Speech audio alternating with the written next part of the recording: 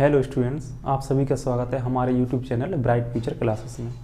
आज हम आपके लिए लेकर आए हैं मैट्रिक्स मतलब ऑब्व्यू।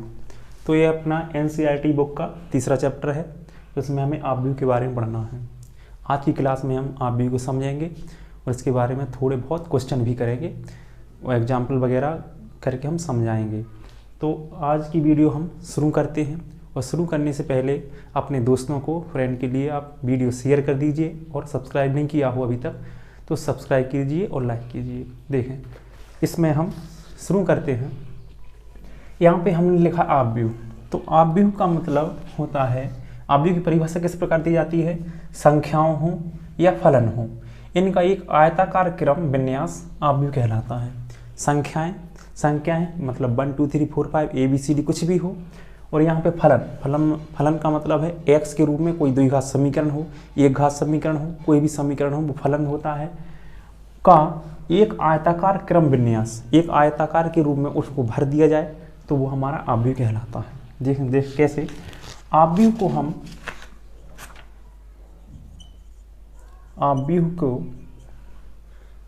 को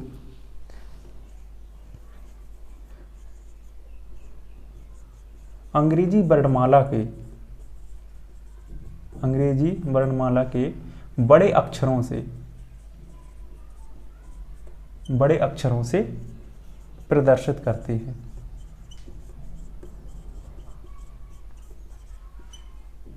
जैसे ऑब्व्यू ए बराबर -2 5 0 5 का √3 और 6, ये लिखा। ये एक ऑब्व्यू होता है। क्या होता है? एक ऑब्व्यू। यहाँ पे ए बराबर इतना लिखा है, ये एक प्रकार का कोई चिन्ह है, जैसे ये बना हुआ है इस प्रकार। तो यहाँ पे जो कोष्टक लिखा हुआ है, बड़ा कोष्टक लिखा हुआ है, इस कोष्टक के अंदर क्या भरे हुए हैं? अंक भरे हुए हैं। कोष्टक सहित भरे हुए अंकों को हम ऑब्व्यू कहते हैं। ऑब्व्यू के अंदर भरे हुए अंकों को हम प्रविष्टियां कहते हैं।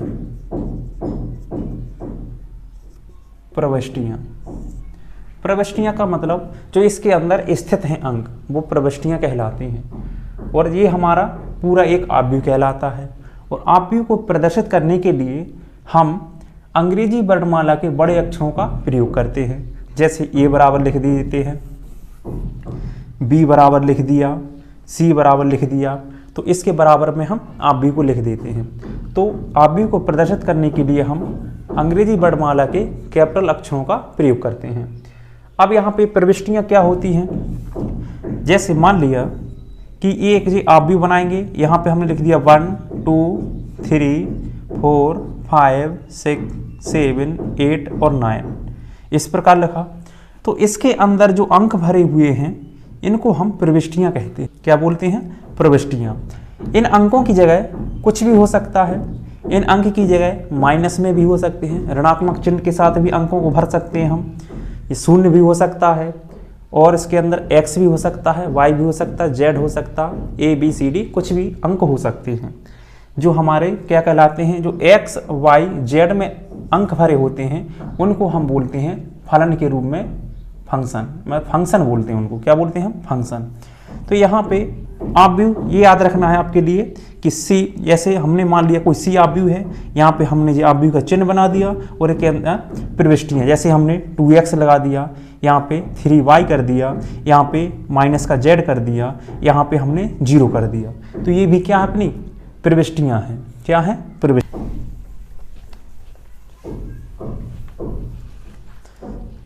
देखिए, जैसे यहाँ पे इस एग्जाम्पल लिख लेते हैं। c बराबर 1 + x x³ 3 cos x sin x + 2 और tan x, इस प्रकार का एक ऑब्व्यू है। तो इसके अंदर प्रविष्टियाँ हैं हमारी। प्रविष्टियाँ क्या क्या हैं ये देखते हैं। क्या क्या है? 1 + x x³ 3 cos x sin x + 2 tan x, इस प्रकार ये प्रविष्टियाँ हैं। देखें, इसमें सभी मिक्स प्रविष्टियाँ हैं। ये cos x sin x + 2 tan x x³ 1+, ये सभी फलन हैं। ये सभी फलन हैं। ये 3 अंक दिया है, एक संख्या है और अंक भी है। तो इस प्रकार कह सकते हैं कि आव्यूह के अंदर हमें कुछ भी मिल सकता है, मतलब यहाँ पे संख्या भी हो सकती है, फलन भी हो सकती है। वो जी देखो आयताकार बना हुआ है तो इसीलिए कह दिए एक आयताकार। क्रम विन्यास का मतलब एक क्रम से लगा हुआ है। क्रम मतलब यहाँ पे देखो एक ये लाइन में है, ये लाइन में लिखे हुए हैं, इसी प्रकार और भी लाइन में हो सकते हैं, तो ये क्रम है उसका और आव्यूह कहलाता है। क्रम विन्यास क्या कहलाता है? आव्यूह। अब हम इनके बारे में और देखते हैं क्या होता है। तो देखें जैसे ये लिखा हुआ है, ये लिखा, इसमें पहले ये देखना कि ये इस लाइन में लिखे हुए हैं ये सभी संख्याएं, इस लाइन में ये सभी संख्या लिखी हुई है और दूसरी लाइन में ये संख्या लिखी हुई है। इन लाइनों को हम, इन सीधी लाइनों को हम पंक्ति कहते हैं। क्या कहते हैं? पंक्ति कहते हैं इनको।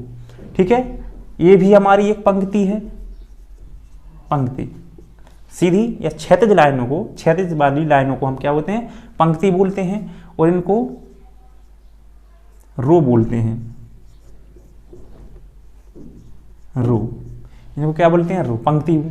और इस प्रकार अगर देखें, इसी प्रकार अगर हम कहें कि इसमें कितनी पंक्तियां हैं, तो आप कहोगे कि एक पंक्ति ये है, एक पंक्ति ये है, तो इसमें पंक्तियां दो हैं। तो पंक्तियों को दर्शाने के लिए भी चिन्ह का प्रयोग करते हैं हम। पंक्ति को हम इंग्लिश में रो बोलते हैं, तो रो के लिए हम यहाँ पे पंक्ति जैसे आर लिख देते हैं कि जी पंक्ति आर है, और यहाँ भी हम आर लिख देते हैं। तो ये पहली पंक्ति है इसलिए इसको हम R1 लिख देंगे, ये दूसरी पंक्ति है इसलिए इसको हम R2 लिख देंगे।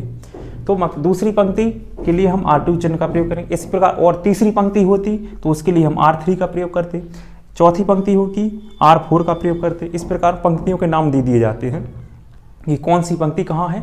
जैसे R1 लिख दिया तो मतलब पहली पंक्ति होगी, ऊपर होगी। R2 लिख दिया दूसरी पंक्ति, R3 तो तीसरी पंक्ति, R4 चौथी पंक्ति। जितनी पंक्ति हो उसके नाम से उसको लिख सकते हैं। अब हम देखते हैं पंक्तियों के बारे में। देख लिया कि ये पंक्ति होती है, इसको हटा दें। अब हम देखेंगे इसमें ये भी तो एक क्रम विन्यास, पंक्ति वाला क्रम विन्यास आ गया। अब देखें, अब यहाँ पे अगर हम कहें कि ये भी तो एक लाइन है, इस प्रकार रूप में लिखा हुआ है, जैसे इस प्रकार की लाइन है, एक जे भी लाइन है और एक हमारी ए भी लाइन है, तो ये भी लाइनों के रूप में लिखे हुए हैं अक्षर। तो इन लाइनों को भी तो कुछ बोलते होंगे, तो इन लाइनों को हम बोलते हैं स्तंभ। इन लाइनों को क्या बोलते हैं? स्तंभ। एक स्तंभ ये है और एक स्तंभ ये वाला है, और एक स्तंभ ये वाला है। इनको हम बोलेंगे स्तंभ। अब स्तंभ को इंग्लिश में क्या बोलते हैं? कॉलम बोलते हैं। क्या बोलते हैं? कॉलम। इस प्रकार अगर हम कहें कि इस दिए गए आव्यूह में कितने कॉलम हैं, तो अब देखोगे, देखो खड़ी हुई लाइनें, जो खड़ी लाइनों में अक्षर लिखे होते हैं उनको हम कॉलम बोलते हैं। ये भी खड़ी लाइन में अक्षर लिखे हुए, यहाँ भी खड़ी लाइनों में अक्षर लिखे हुए हैं, तो इनको हम बोलेंगे कॉलम। कॉलम को हिंदी में बोलते हैं स्तंभ। तो स्तंभ बोलते हैं। तो इसको शॉर्टकट में नाम देना है तो हम कहेंगे, कैसे बोलेंगे कि कॉलम 2 है, कि कॉलम 3 है, कि कॉलम 4 है। तो जो शुरू में कॉलम होगा उसको कॉलम की स्पेलिंग इतनी होती है COLUMN। तो इसके पहले अक्षर C, कैपिटल C से हम कॉलम शब्द को दर्शाते हैं। तो यहाँ पे कॉलम हो गया, इसको C1 नाम दे देते हैं कि कॉलम पहला है तो इसको लिखेंगे C1। ये कॉलम हमारा दूसरा है, दूसरा कॉलम है तो इसको लिखेंगे C2, दूसरा कॉलम हो गया। ये कॉलम तीसरा है, इसको लिखेंगे C3। इसका मतलब है इसमें 3 कॉलम है, ये C1, ये C2, ये C3। ये दर्शाते हैं कि ये कॉलम नंबर 1 है, ये कॉलम नंबर 2, कॉलम नंबर 3। तो C1, C2, C3 से इस प्रकार इसको प्रदर्शित करते हैं स्तंभों को। देखें, कॉलम और पंक्ति के बारे में समझ लिया। मान लिया कोई एक आव्यूह A है, कोई आव्यूह A है। मान लिया A बराबर दिया है 2 + i 3 माइनस का 1/2 3.5 माइनस 1 2 √3 5 और 5/7। ये एक आव्यूह लिखा हुआ है। ठीक है, हम बोलते हैं कि इस आव्यूह में पंक्ति कितनी है और स्तंभ कितने हैं। तो आप कहोगे कि एक पंक्ति ये है तो इसको हम R1 लिख देते हैं, एक पंक्ति ये वाली है तो इसको हम R2 लिख देते हैं, एक पंक्ति ये है इसको हम R3। तो इसमें कितनी पंक्तियां हैं? 3 पंक्तियां हैं। हम कहेंगे कि इसमें स्तंभ कितने हैं? आप बोलोगे कि एक ए वाला स्तंभ हो गया, एक ए वाला स्तंभ हो गया और एक ए वाला स्तंभ हो गया। तो यहाँ पे स्तंभ कितने? एक C1, C2, C3, तो 3 स्तंभ हैं। अगर हम देखो यहाँ पे जो R1, R2, R3 पंक्तियां हैं, इनकी कुल संख्या को हम M से लिखते हैं कि इसमें कितनी पंक्तियां हैं, हम बोलेंगे m पंक्तियां हैं। इनकी पंक्तियां कितनी हैं, a बराबर इतना दिए, a बराबर जो अवयव दिया है इसमें पंक्तियां कितनी हैं, मान लिया कोई पंक्तियां होंगी, उन पंक्तियों की कुछ संख्या होंगी, उन पंक्तियों की संख्या को हम m से लिखते हैं कि किसी अवयव में m पंक्तियां हैं। अब हम कहें इस अवयव में कितने कॉलम हैं, इस अवयव में कुछ कॉलम होंगे, कुछ कॉलम कितने हैं पता नहीं, तो उन कॉलमों की संख्या को हम n से प्रदर्शित करते हैं। किससे, n से। तो पंक्ति की संख्या,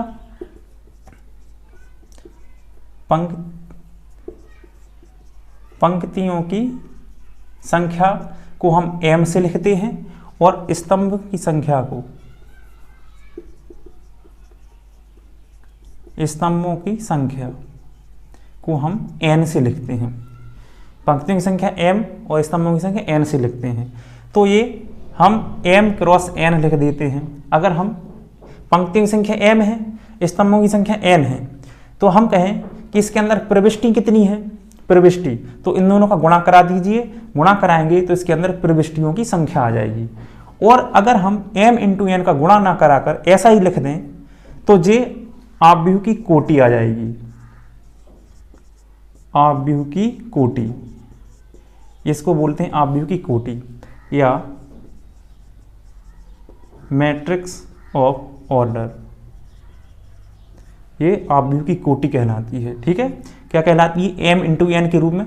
जैसे देखें इस वाले अवयव में कितनी पंक्तियां हैं, 1 2 3, 3 पंक्तियां हैं, हमने 3 लिख दिया, इंटू कितने कॉलम है इसमें या स्तंभ है, 1 2 3, 3 स्तंभ है, तो 3 गुणे 3 ये लिख दिया, ये हो जाएगा हमारा अवयव का, अवयव की कोटि हो जाएगी। इसको हम क्रम भी बोलते हैं, या इसको हम क्या बोलते हैं, अवयव का क्रम, क्रम भी बोलते हैं m इंटू n को।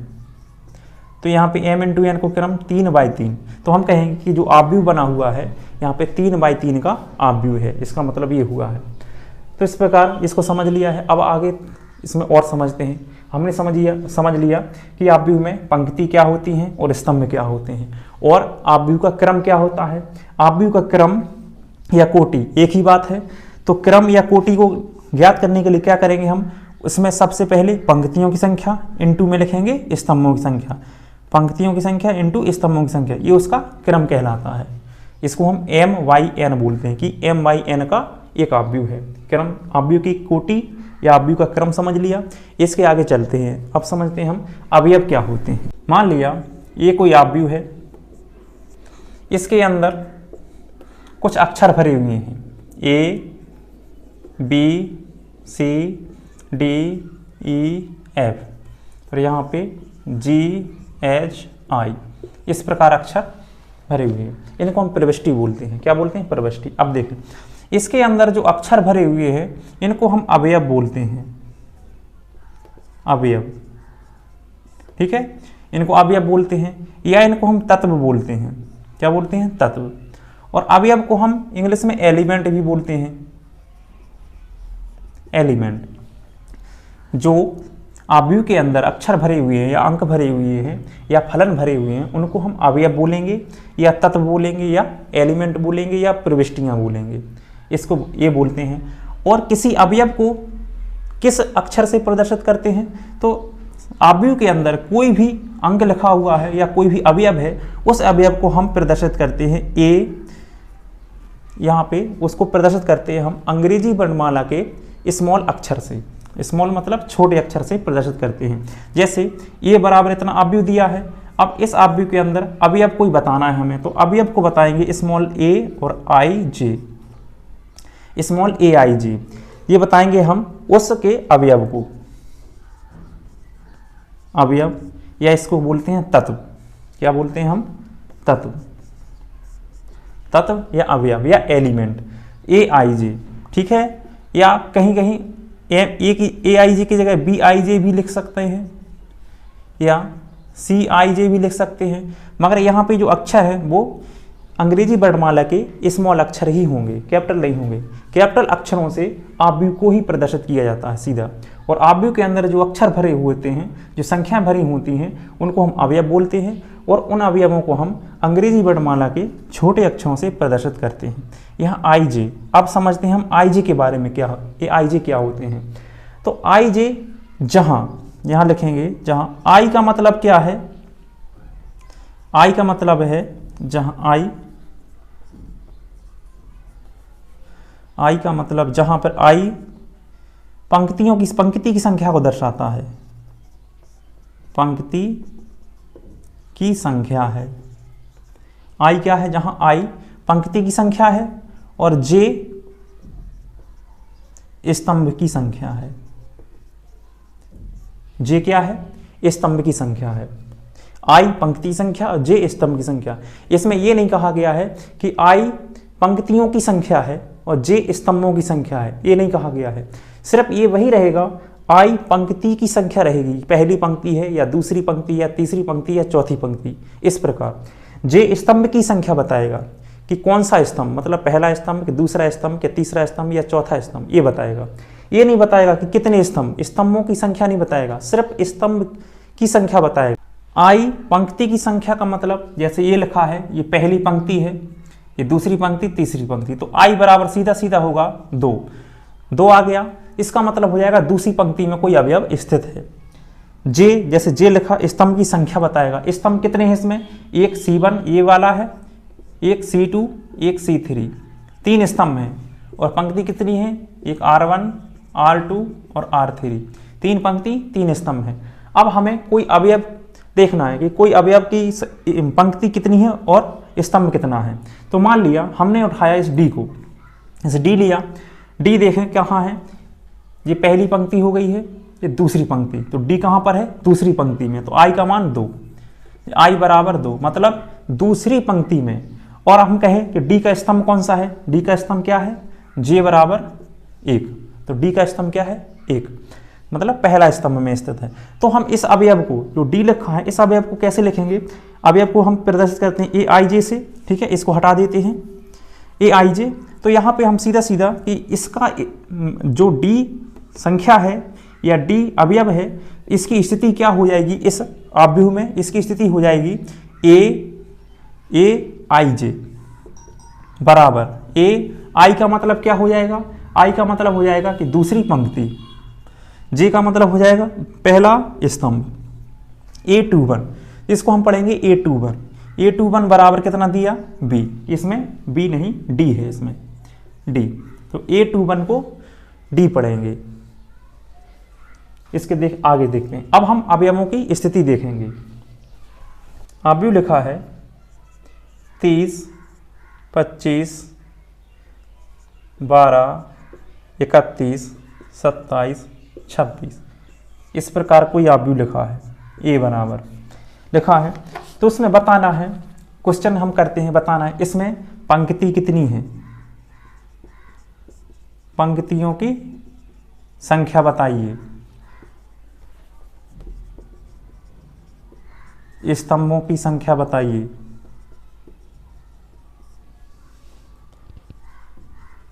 अवयव ए का क्रम बताइए, या इसकी कोटि बताइए कितनी है, या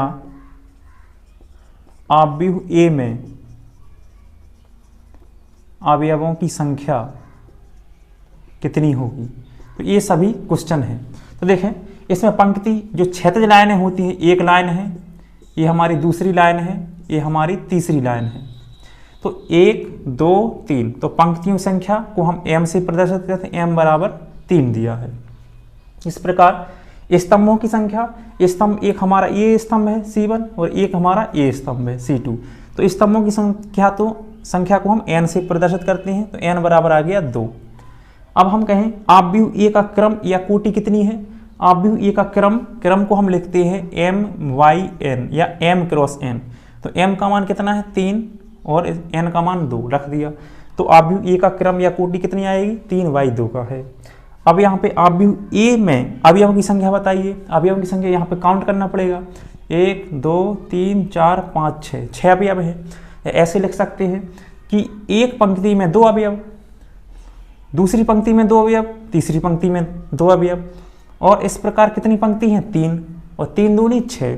तो ये इस प्रकार हम 3 दूनी 6, तो अवयवों की संख्या कितनी हो जाएगी 6। ठीक है, आप इतनी समझे। अब देखें आगे, इसमें आगे अब ये समझना है हमें कि इसके अंदर हम अब अवयवों की स्थिति जानना है हमें। जैसे कि 30 लिखा, 30 कहाँ पर है?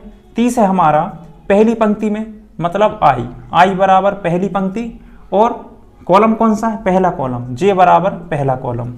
आई को हम लिखते हैं, आई को हम बोलते हैं पंक्ति की संख्या, और जे को बोलते हैं हम स्तंभ की संख्या। तो पंक्ति की संख्या मतलब पहली पंक्ति, स्तंभ की संख्या मतलब पहला स्तंभ, तो 1 1। और हम इसके अंदर जो अवयव भरे हुए हैं उन अवयवों को हम प्रदर्शित करते हैं अंग्रेजी वर्णमाला के स्मॉल अक्षर से। तो जे लिख दिया आई, ए लिख दिया है यहाँ पे ए। अब ए आई जे, ये हो गया अवयव की स्थिति। अब ए आई जे, आई का मान कितना है? पहली पंक्ति, तो A1 लिख दिया, तो पहला स्तंभ 1 लिख दिया, तो A11। A11 मतलब ये पहली पंक्ति पहली कॉलम में होने चाहिए, ऐसा अवयव कौन सा है? 30 है, तो इसका मान आ गया 30। ऐसे हम कहें कि दूसरा इस अवयव की स्थिति बताइए क्या होगी, तो इस अवयव की स्थिति बताने के लिए हम आई का मान लिखना पड़ेगा, जे का मान। तो पहले आई का मान लिखा जाता है, इसके बाद में जे का मान लिखा जाता है। पहले आई का मान कितना होगा? 1 होगा, इसके बाद जे का मान कितना होगा? 2 क्या मतलब दूसरा कॉलम है, पहली पंक्ति दूसरा कॉलम, इसमें अवयव हो गया 25। ऐसे अब हम कहें 12 की स्थिति क्या हो जाएगी? 12 कहाँ पर स्थित है? दूसरी पंक्ति में। आई का मान कितना है? आई का मान 2 है, और जे का मान कौन सा है? जे मतलब पंक्ति संख्या भी, पंक्ति संख्या पहली है, तो A21, ये इसको बोलेंगे A21। A21 कितना है? 12। ये हम कहें कि 27 की स्थिति बताइए, 27 कहाँ पर है? 27 कहाँ पर है? तीसरी पंक्ति में स्थित है, तो तीसरी पंक्ति हो गई है, और स्तंभ कौन सा है? पहला स्तंभ है, तो इसको बोलेंगे A31। A31 कितना है? 27। ऐसे इस प्रकार हम कहें कि 26 जो अक्षर लिखा है इसकी स्थिति बताइए आप व्यू में। इसकी आप कहाँ पर है? ये तीसरी पंक्ति, पहली दूसरी तीसरी पंक्ति में है, तो A3 पहले पंक्ति की संख्या लिखी जाती है, इसके बाद फिर स्तंभ कौन सा? दूसरा, A32 स्तंभ दूसरा है, तो कौन सा है यहाँ पे? अवयव 26। तो इस प्रकार हम अवयव की स्थिति लिख देते हैं। किसी क्वेश्चन में आएगा कि इसमें बताइए A22 का मान बताइए कितना होगा? A22 का मान निकालने के लिए क्या करेंगे? अब जी इसका मतलब क्या है? अवयव की स्थिति बताना है। 2 का मतलब क्या है? पंक्ति की संख्या। इस 2 का मतलब है स्तंभ की संख्या। पंक्ति की संख्या 2, स्तंभ की संख्या भी 2 होना चाहिए, तो ऐसा अवयव कौन सा है? तो पंक्ति की संख्या पहली, ये पंक्ति की संख्या दूसरी हो गई है, और स्तंभ ये दूसरा है, तो इसमें कौन सा अवयव है? 31। तो इसमें 31, तो इस प्रकार ये आंसर हो जाएगा। तो ऐसे हम निकालते हैं अवयवों की स्थिति। किसी अवयव की स्थिति निकालने के लिए AIJ का प्रयोग करते हैं कि AIJ, जहाँ पे आई को बोलते हैं हम पंक्ति की संख्या, जे को बोलते हैं स्तंभ की संख्या। इसके बाद आगे की ओर चलते हैं। ऐसे देखें, जैसे एक क्वेश्चन लिखा गया है कि एक अवयव की कोटि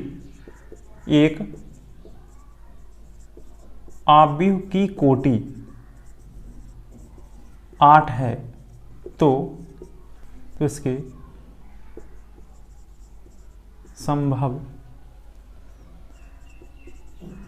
कोटियां क्या हो सकती हैं? एक अवयव की कोटि 8 है, तो इसकी संभव कोटियां क्या हो सकती हैं, इसके अलावा भी बताना है। तो अवयव की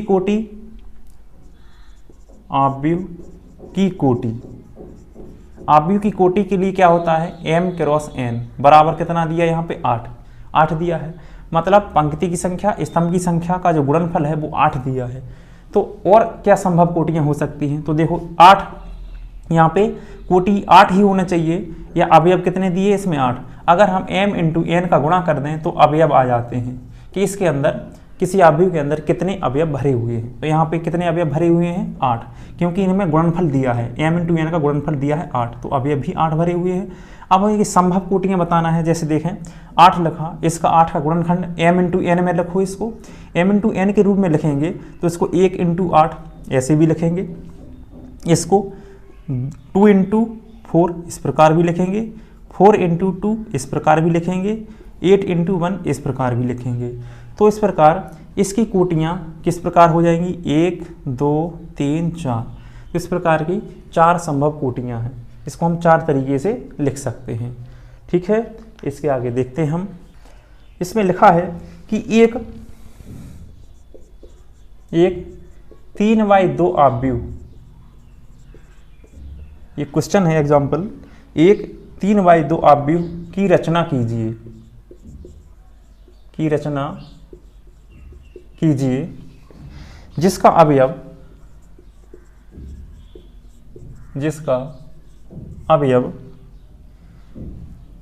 aij बराबर 1/2 i-3j का मॉड इतना दिया है, द्वारा प्रदत्त है। इसका देख, अब यहाँ पे 3/2 आव्यूह की रचना करना है। तो यहाँ पे देखें, माना आव्यूह ए बराबर, ये क्वेश्चन है, एग्जाम्पल है। ठीक है, इसको हम यहाँ पे हल कर देते हैं। यहाँ पे दिया 3/2 आव्यूह की रचना कीजिए जिसका अवयव aij बराबर 1/2 i-3j द्वारा प्रदत्त है। तो ये आव्यूह दिया है, यहाँ पे आव्यूह का ही अवयव दिया है। माना आव्यूह ए बराबर, क्या मानेंगे अब, ए बराबर किस प्रकार मानना पड़ेगा, इसमें दिया है कि 3/2 का आव्यूह बनाना है।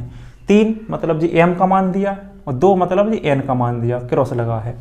तो यहाँ पे m × n, m मतलब 3 पंक्ति होनी चाहिए, 1 2 3 पंक्ति होने चाहिए और 2 स्तंभ होने चाहिए। तो 3 पंक्ति हम किस प्रकार बनाएंगे, जैसे a11 a12, एक पंक्ति हो गई है, स्तंभ 2 ही रहना है। 3 स्तंभ रहने होते तो हम एक अक्षर यहाँ लिखते, 4 स्तंभ होने तो एक अक्षर और बढ़ा देते। तो यहाँ पे स्तंभ कितने, 2, तो 2 तक ही लिखना है, 3 होते 3 लिख देते। इसके बाद देखें, यहाँ पे दूसरी पंक्ति लिखेंगे a21 a22, तीसरी पंक्ति a31 a32। इस प्रकार हमारा ये आव्यूह बन जाएगा। ठीक है, अब देखें, ये इस वन जो पहले वन लिखा है, पहला वन, इसका मतलब पंक्ति की संख्या, ये पहला वन का मतलब पंक्ति की संख्या। इसमें पहला जो 2 लिखा, पहले नंबर पर 2 लिखा, इसका मतलब है दूसरी पंक्ति। इसमें 3 लिखा पहले, इसका मतलब है कि तीसरी पंक्ति।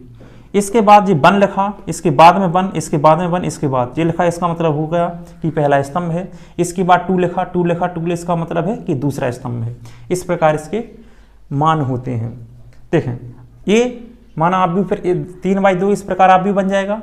आगे देखते हैं, अब हम इसके अंदर a11 a12 a21 a22 a31 a32 इन सभी के मान निकालेंगे। कैसे निकालेंगे, वो दिया गया है, इसके द्वारा निकालेंगे। aij कोई अवयव दिया है, इससे हमें अवयव निकालना है। तो देखें, पहला मान a11 है, इसी के अनुसार हम मान निकालते जाएंगे। a11 तो i का मान, पहले i का मान दिया, फिर इसके बाद j का मान दिया, तो इसमें रखते जाएंगे इस फॉर्मूले में। i का मान 1 और 3 × 1, इसको हल करेंगे, 1/2 1 - 3 हो जाएगा, 3 1 - 3। तो वहाँ पे 1/2, 3 1 में से 3 घटाएंगे तो माइनस का 2, और मॉड है, मॉड से बाहर आएगा तो कितना आ जाएगा, 2 प्लस का, ये कट जाएगा तो कितना आएगा, 1। a11 का मान आ गया। इसी प्रकार हम a12 का मान निकालेंगे। a12 के लिए 1/2, i का मान 1 है और j का मान 2, इसमें रखते जाना है। i का मान 1 और j का मान 2, तो 3 दूनी 6, 3 दूनी कितने हो जाएंगे, 6, और 1 में से 6 घटाएंगे तो माइनस का 5 होगा, और माइनस का 5 मॉड से बाहर आएगा तो प्लस का 5 आ जाएगा बाहर, तो 5/2। इस प्रकार इसका मान 5/2 बन जाएगा। अब देखते हैं हम a21 का मान। a21 के लिए क्या करेंगे, इसमें i बराबर 2 और j बराबर 1, इसी समीकरण में रखना है। i बराबर कितना रखेंगे, 1, i बराबर इसमें 2 लिया है, i बराबर इसमें 2 दिया, 2 रखेंगे तो 2 - 3 × 1 जी मॉड। तो यहाँ पे देखें, 2 - 3 एकम 3, 2 में से 3 घटाएंगे तो माइनस का 1 बचेगा, और माइनस का 1 का मॉड निकालेंगे तो प्लस का 1 आएगा, और 1 का गुणा हम 1/2 में करेंगे तो 1/2 ही रहेगा। इसके बाद अब निकालते हैं a22 को ज्ञात करेंगे। तो a22 ज्ञात करने के लिए हम क्या करेंगे, i बराबर 2 j बराबर 2, इसी समीकरण में रखना है। तो 1/2, यहाँ पे 2 - 3 × 2 मॉड बराबर। अब देखें, 3 दूनी कितना हो जाएगा, 6, 2 में से 6 घटाएंगे तो माइनस का 4 बचेगा, और माइनस का 4, 1/2 -4 हो गया, और 4 बाहर निकलेगा तो कितना निकलेगा, प्लस का 4, प्लस का 4 बाहर आ जाएगा तो 2 से कट जाएगा तो ये आ जाएगा 2। इस प्रकार आगे देखें इसको, a31 आई बराबर 3 रखेंगे और जे बराबर 1 रखेंगे, तो 1/2 पहले आई का मान लिखा होता है, इसके बाद जे का मान लिखा होता है, पहले आई का मान फिर जे का मान। तो यहाँ पे आई का मान रखेंगे 3, तो 3 माइनस जे का मान कितना है 1, तो यहाँ पे रखेंगे 3 गुणे 1, 1/2, 3 एकम 3 हो जाएगा और 3 में से 3 घटाएंगे तो 0, 0 को गुणा करेंगे तो 0 हो जाएगा। इसके बाद A32 ये निकालेंगे हम, A32, तो इसमें पहले 3 लिखा, इसके बाद 2, मतलब पहले आई का मान 3, जे का मान 2 है, मान रखो इस फॉर्मूले में, आई बराबर 3 और जे बराबर 2 रखना है, ये रख दिया। तो इसको हम हल करेंगे तो 3 दूनी 6, 3 दूनी 6 हो जाएगा माइनस का, 3 में से -6 घटाएंगे, 3 में से 6 घटाएंगे तो कितने बचेंगे, माइनस का 3 बचेगा। तो यहाँ पे लिख देते हैं 1/2 माइनस का 3 का मॉड, ये आ जाएगा A32। तो A32 बराबर या -3 मॉड प्लस का 3 हो जाएगा 3/2। इस प्रकार ये सभी अवयवों के मान निकाल दिए। अब अवयवों के मान इसमें रख देते हैं, इसमें रखेंगे A11 का मान कितना आया था 1, A12 का मान कितना आया था 5/2, A21 का मान कितना आया, A21 का मान 1/2, A22 का मान कितना आया है 2, A31 का मान कितना आया है 0 और A32 का मान कितना आया है 3/2। तो इस प्रकार ये हमारे 3/2 अवयव की रचना हो जाती है। तो इस प्रकार रचना करने के लिए क्वेश्चन आते हैं तो आराम से हो जाती है, कोई दिक्कत नहीं है, कोई कठिन नहीं होते हैं, सबसे आसान सवाल होते हैं ये। आगे समझते हैं इनको। हम पढ़ते हैं अवयव के प्रकार।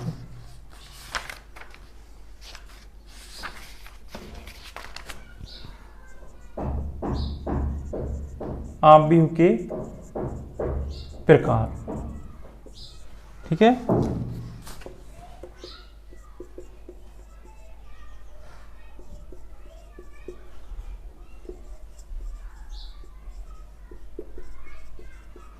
अवयव के प्रकार, तो पहला नंबर 1, पहला अवयव हमारा, इसको पहला अवयव स्तंभ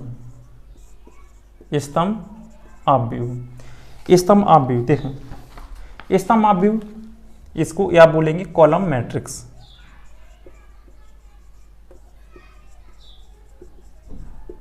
कॉलम मैट्रिक्स स्तंभ अवयव। स्तंभ अवयव में क्या होता है, इसमें सिर्फ एक स्तंभ दिया होता है। जैसे मान लिया 1 2 3 ये दिया, तो स्तंभ अवयव में पंक्तियों की संख्या कितनी भी हो सकती है, 2 3 4 5, मगर स्तंभ की संख्या सिर्फ एक ही होगी। इस प्रकार का अवयव हमारा स्तंभ अवयव कहलाता है। जैसे देखें, इसमें पंक्ति एक ये है, 1 2 3, 3 पंक्ति है, स्तंभ कितना है 1, तो इस प्रकार हमारा एक अवयव स्तंभ अवयव कहलाता है। जैसे मान लिया कोई अवयव दूसरा है, यहाँ पे √3 -2, यहाँ पे x ये लिख दिया, तो ये भी क्या है, एक स्तंभ अवयव है। स्तंभ अवयव, इसका क्रम कैसे लिखेंगे, इसका क्रम यहाँ लिखा जाता है, जैसे 1 पंक्ति 2 पंक्ति 3 पंक्ति की संख्या 3 और स्तंभ की संख्या 1, तो 3/1, तो इस प्रकार के अवयव को हम स्तंभ अवयव कहते हैं। दूसरा अवयव हमारा पंक्ति अवयव। पंक्ति अवयव रो मैट्रिक्स।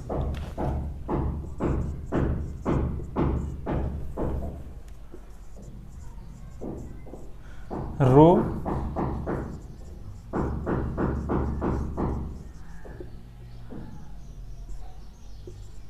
मैट्रिक्स, ऐसा अवयव, रो मैट्रिक्स में ऐसा अवयव जिसमें पंक्ति की संख्या सिर्फ 1 होनी चाहिए और कॉलम की संख्या कितनी भी हो सकती है। अब वो ऐसा अवयव हमारा पंक्ति अवयव कहलाता है। जैसे यहाँ पे 1 2 3 ये बना दिया, ये कौन सा अवयव, पंक्ति अवयव। जैसे b है, इसके लिख दे x y z, ये क्या है, पंक्ति अवयव है। c है, यहाँ पे लिख दिया 2 -5 0, यहाँ पे x, इस प्रकार ये पंक्ति अवयव है। हम कहेंगे इसका क्रम कितना है, देखो इसमें सिर्फ एक पंक्ति है, एक पंक्ति, इसमें कॉलम कितने हैं, 1 2 3 कॉलम है, तो 1/3, इसका क्रम क्या हो गया, 1/3 क्रम का है। हम कहें ये वाला, इसमें कितनी पंक्ति, 1 है और कॉलम कितने हैं, 1 2 3, तो कॉलम कितने 3 है, तो एक पंक्ति और 3 कॉलम है। इसमें देखें एक पंक्ति है, क्योंकि एक ही लाइन दिख रही है क्षैतिज, और तो कोई है नहीं, और एक इसमें 2 ये 3 और ये 4, तो इसमें 1/4, तो इसका क्रम कितना 1/4 हो जाएगा, 1/4 का। तो इस प्रकार के अवयव को हम पंक्ति अवयव बोलते हैं। इसके आगे चलते हैं हम वर्ग अवयव। तीसरा अपना है वर्ग अवयव। वर्ग आव्यूह, इसको बोलते हैं स्क्वायर मैट्रिक्स। स्क्वायर मैट्रिक्स ऐसा आव्यूह जिसमें पंक्तियों की संख्या और स्तंभ की संख्या समान हो या बराबर हो, तो वो हमारा वर्ग आव्यूह कहलाता है। इसमें देखो वर्ग आव्यूह में मतलब इसमें m का मान n के बराबर होता है, मतलब पंक्तियों की संख्या बराबर स्तंभों की संख्या, ये होती है m बराबर n, पंक्तियों की संख्या बराबर स्तंभों की संख्या होती है। जैसे एग्जाम्पल में लिख लेते हैं, जैसे a बराबर 1 2 3 4 ये लिखा है, तो ये हमारा वर्ग आव्यूह कहलाएगा। 2 इसमें पंक्ति हैं और 2 इसमें कॉलम है। जैसे b लिख दे यहाँ पे 1 2 3 4 5 6 8 9 0 इस प्रकार ये लिखा है। इसमें कितनी पंक्ति हैं? 1 2 3, इसमें कितनी? 3 पंक्ति हैं। स्तंभ कितने हैं? 1 2 3, 3 स्तंभ हैं, तो 3 पंक्ति 3 स्तंभ है, तो ऐसा आव्यूह क्या कहलाएगा? हमारा वर्ग आव्यूह। ठीक है, वर्ग आव्यूह में ध्यान रखना कि इसमें पंक्ति की संख्या बराबर स्तंभ की संख्या होती है। चलिए इसके आगे चलते हैं। चौथा है विकर्ण आव्यूह। विकर्ण आव्यूह डायगोनल।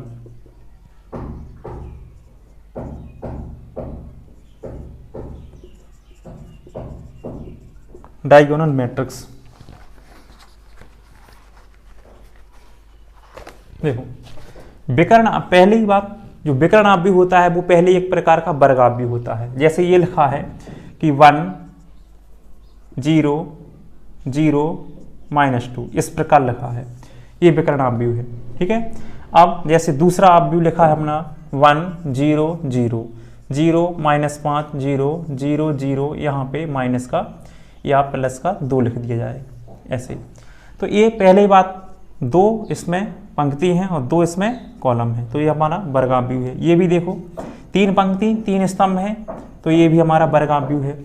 अब इसमें विशेष बात क्या होती है कि विकर्ण आव्यूह में जो विकर्ण होता है उसमें अवयव होते हैं कुछ ना कुछ, और बकाया अवयव जो शेष अवयव शून्य होते हैं। जैसे देखें इसमें, देखो इस विकर्ण सम्मत के रूप में अवयव हैं और बकाया अवयव हमारे शून्य हैं, तो ऐसा आव्यूह हमारा विकर्ण आव्यूह कहलाता है। मतलब विकर्ण के रूप में कुछ अंक भरे हुए हों और बकाया इसमें मतलब शेष फल जो शेष अवयव हों वो सभी शून्य हों, हमारा विकर्ण आव्यूह कहलाता है। इसके बाद आता है हमारा अदिश आव्यूह। कौन सा आव्यूह? अदिश आव्यूह। देखें अदिश आव्यूह स्केलर मैट्रिक्स। स्केलर मैट्रिक्स क्या होता है? विकर्ण और अदिश आव्यूह में कुछ भी अलग नहीं होता है, बिल्कुल सेम होता है। सेम का मतलब देखें, जैसे इसमें विकर्ण सम्मत क्या होते हैं? कुछ अक्षर लिखे होते हैं, इसमें भी विकर्ण सम्मत कुछ अक्षर लिखे होते हैं। जैसे 1 0 0 यहाँ पर लिख दिया 2 और 2 इस प्रकार ये अक्षर लिखा है। इसी प्रकार एग्जाम्पल b बराबर यहाँ पे लिख दिया हमने k 0 0, यहाँ पे k लिखा है k 0 0 0 k 0, यहाँ पे 0 0 k इस प्रकार। ये अब भी लिखा है 3/3 का लिखा है, ये 2/2 का है। तो एक ऐसा वर्ग आव्यूह जिसके विकर्ण के रूप में जो अक्षर लिखे हों वो सभी समान हों और शेष अवयव शून्य हों। विकर्ण में लिखे हुए सभी अक्षर कैसे हो? समान हो और शेष अवयव शून्य हो, वो हमारा अदिश आव्यूह कहलाता है। क्या कहलाता है? अदिश आव्यूह। विकर्ण आव्यूह में ध्यान रखना कि विकर्ण के रूप में कोई भी अवयव लिखा हो, क्या लिखा हो? कोई भी अवयव लिखा हो और शेष अवयव शून्य हो, वो विकर्ण आव्यूह कहलाता है। अगर उसी विकर्ण आव्यूह में विकर्ण के रूप में जितने अवयव लिखे हैं उन सभी अवयवों को एक समान लिख दें या एक जैसे अवयव लिख दें विकर्ण के रूप में, तो वही विकर्ण आव्यूह हमारा अदिश आव्यूह कहलाता है। अब बोलते हैं, अब आगे चलते हैं हम इकाई आव्यूह की तरह। इकाई आव्यूह, इकाई आव्यूह इसको बोलते हैं आइडेंटिकल मैट्रिक्स। क्या बोलते हैं? आइडेंटिकल मैट्रिक्स, इकाई आव्यूह। ये भी एक प्रकार का विकर्ण आव्यूह होता है। जैसे मान लिया एग्जाम्पल a बराबर 1 0 0 1 इस प्रकार। एक दूसरा आव्यूह मान लिया 1 0 0, 0 0 1, यहाँ पे 0 1 0 और 0 0 1, इस प्रकार। तो ये अवयव हमारा, ये अवयव भी क्या हो जाएगा, ये अवयव भी अपना भी एक विकर्ण अवयव है दोनों। इकाई अवयव में क्या होता है कि इकाई अवयव एक प्रकार का वर्ग अवयव होता है और वर्ग अवयव होने के साथ साथ विकर्ण अवयव भी होता है, मगर इसमें विकर्ण सम्मत जो भी अक्षर होते हैं, अवयव होते हैं, वो सभी वन होते हैं। क्या होते हैं, सभी वन होते हैं। तो इस प्रकार के अवयव को हम इकाई अवयव कहते हैं। ऐसा अवयव जो हमारा विकर्ण अवयव हो और वर्गावयव हो और साथ साथ उसके विकर्ण सम्मत जो अक्षर लिखे हों वो सभी वन हों और शेष अवयव शून्य हों, इकाई अवयव कहलाता है। इस प्रकार जैसे, और d बराबर जैसे लिखने 1 0 0 0, यहाँ पे 0 0, यहाँ पे 0 नहीं 1 0 0, यहाँ पे 0 0 1 0 0 0 1। इस प्रकार का अवयव हमारा कौन सा अवयव कहलाएगा, इकाई अवयव, क्योंकि इसमें सभी विकर्ण के रूप में जितने भी अवयव लिखे हैं वो 1 1 1 हैं और बकाया अवयव कैसे हैं, शून्य हैं। तो हमारा ऐसा अवयव क्या कहलाएगा, इकाई अवयव कहलाएगा। अगर देखें यहीं पर एग्जाम्पल और समझ लें, यदि यहीं पर 1 1 अवयव की जगह हमारा एक जैसा अक्षर होता, कैसा होता, एक जैसा अक्षर मतलब समान होता, जैसे यहाँ पे 2 2 2 2 होता तो वो हमारा अदिश अवयव कहलाता। यहाँ पे हमारा 3 3 3 हो जाता तो वो हमारा अदिश अवयव कहलाता। यहाँ पे कोई भी संख्या वो समान होती तो वो क्या कहलाता, हमारा अदिश अवयव। वो असमान हो जाएगी विकर्ण के रूप में संख्या, बकाया अवयव 0 बने रहेंगे तो हमारा वो विकर्ण अवयव कहलाएगा। इसको हम इकाई अवयव जो लिखा है इसको तत्समक अवयव बोलते हैं, तत्समक अवयव, इसको हम तत्समक अवयव भी कहते हैं। अब आगे चलते हैं हम अगले अवयव की तरह। देखिए शून्य अवयव, शून्य अवयव, शून्य अवयव इसको बोलते हैं जीरो मैट्रिक्स, जीरो मैट्रिक्स। देखें जीरो मैट्रिक्स या शून्य अवयव, शून्य अवयव वह अवयव जिसके सभी अवयव शून्य हो, शून्य अवयव कहलाता है। जैसे माना a बराबर 0 0 0 0, इस प्रकार अवयव जो क्या हो जाएगा, शून्य अवयव। b बराबर लिख दिया 0 0 0 0 0 0 0 0 0, इस प्रकार बना हुआ अवयव क्या कहलाएगा, हमारा शून्य अवयव कहलाएगा। तो वह ऐसा अवयव जिसके सभी अवयव शून्य हो, शून्य अवयव कहलाता है। इसके आगे चलते हैं हम। अब इसके बाद देखते हैं हम अवयवों की समानता, अवयव की समानता, इक्विलिटी ऑफ मैट्रिक्स। देखें अवयवों की समानता क्या होती है। समानता का मतलब है समान होना। दो अवयव हो, 3 अवयव, 4 अवयव, 2 या 2 से अधिक अवयवों का समान होना। ये माना कि एक हमारा ए अवयव है, इसमें ए आई जे अवयव भरे हुए हैं। एक हमारा बी अवयव है, इसमें बी आई जे अवयव भरे हुए हैं, इस प्रकार के। तो ये दोनों अवयव कब समान होंगे, जब समान होंगे जब ए आई जे मतलब ए अवयव वाले अवयव और बी अवयव वाले अवयव समान हों, तभी हमारे दोनों अवयव समान होंगे। कैसे, जैसे एग्जाम्पल से समझते हैं। एग्जाम्पल जैसे a बराबर दिया हमारा 0 3 2 1 ये दिया है, और b बराबर दिया है 0 3 2 1 ये दिया है, और c बराबर दिया है 0 3 1 2 ये दिया है। तो बताइए इसमें कौन कौन से अवयव समान है। तो हम कह सकते हैं, देखो इसमें पहले 0, इसमें ही पहले 0, इसमें 3 बाद में, इसमें भी बाद में 3, इसमें पहले 2, इसमें पहले 2, इसमें बाद में 1, इसमें बाद में 1। तो ये दोनों इसमें अवयवों की जो स्थिति है और इसमें अवयवों की स्थिति है, दोनों की स्थितियाँ समान हैं। इसीलिए हम कह सकते हैं कि A बराबर B। अतः कि ए आई जे मतलब अवयव A में अवयवों की स्थिति अवयव B में अवयवों की स्थिति कैसी है, बराबर है, इसलिए ये समान होंगे, और इसी को हम कहते हैं अवयवों की समानता। देखें अब क्या B और C समान होंगे, बताइए। यहाँ पे 0 पहला अवयव 0, इसमें पहला अवयव 0, इसमें दूसरा अवयव 3, दूसरा अवयव 3, इसमें ये वाला अवयव 2, इसमें ये वाला अवयव 1 आ गया, इसमें ये 1 अवयव, इसमें 2 अवयव। तो इसमें अवयवों की जो स्थितियां हैं वो समान जगह समान नहीं है, मतलब ये वाला अवयव अलग है, ये वाला अवयव अलग है, इसका अवयव अलग है, इसका ये अलग हो गया, यहाँ पर स्थिति का ये अलग हो गया, इसलिए इसको हम बोल सकते हैं कि बी बराबर यहाँ पे सी नहीं है। तो इसका मतलब है कि अवयव यहाँ पे अवयव को समान होने के लिए उनके अवयवों की स्थिति भी समान होनी चाहिए, अवयवों की स्थिति समान होने के साथ साथ अवयवों की जो अंक है या संख्या है वो भी समान होनी चाहिए, तो हमारे अवयव समान होंगे। जैसे देखें एग्जाम्पल में आगे की ओर, जैसे एक हमारा अवयव बी लिखा, एक बी अवयव दिया है एक्स वाई 2, एक्स वाई 0 लिख दिया, -2 ये लिख दिया। एक हमने लिख दिया सी बराबर वाई एक्स 0 -2, एक लिख दिया हमने डी अवयव यहाँ पे y, यहाँ पे लिख दिया y x 0 -2। ठीक है, तो बताइए इसमें कौन से अवयव एक दूसरे के समांतर रखते हैं। तो इसका अवयव और इसका अवयव समान है, ये वाला अवयव समान है, ये वाला अवयव और ये वाला अवयव समान है, ये वाला अवयव और ये वाला अवयव भी समान है, और इसमें अवयवों की स्थिति भी समान है। जैसे ये दूसरे कॉलम में है तो ये भी दूसरे कॉलम में है, ये दूसरी पंक्ति में है तो इसमें ये भी दूसरी पंक्ति में है। अब -2 कहाँ पर है, इसमें दूसरी पंक्ति और दूसरा कॉलम, तो ये भी दूसरी पंक्ति दूसरे कॉलम में है। अतः हम कह सकते हैं कि जो C और D कैसे हैं, समान है।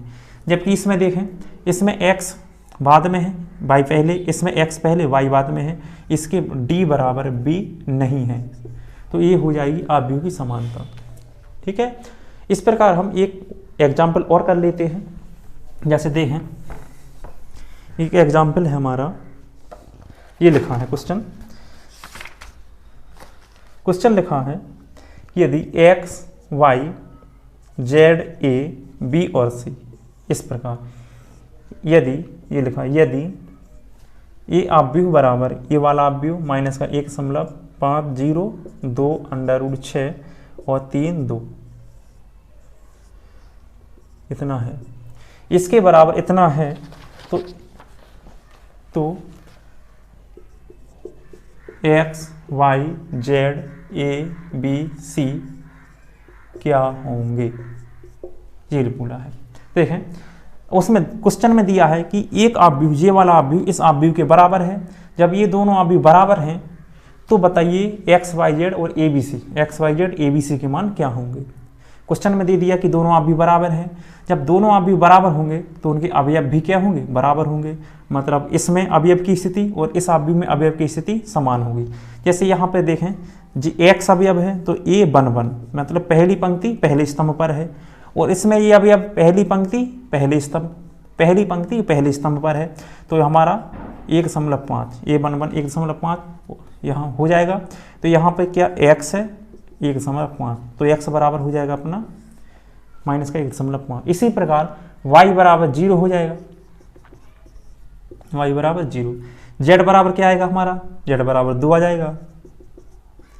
इसके बाद a बराबर क्या आ जाएगा, a बराबर √6 आ जाएगा। b बराबर क्या आएगा, b बराबर क्या आएगा 3 या 2, क्या आएगा 3, क्योंकि इसकी स्थिति और इसकी स्थिति समान है, तो b बराबर क्या आएगा, b बराबर 3 आ जाएगा। इसके बाद c बराबर क्या आ जाएगा, c बराबर 2 आ जाएगा।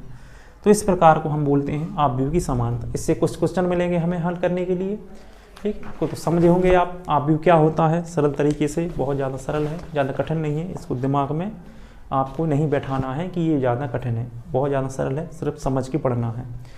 चलो, तो कैसा लगा वीडियो, इसको सब्सक्राइब कीजिए, लाइक कीजिए और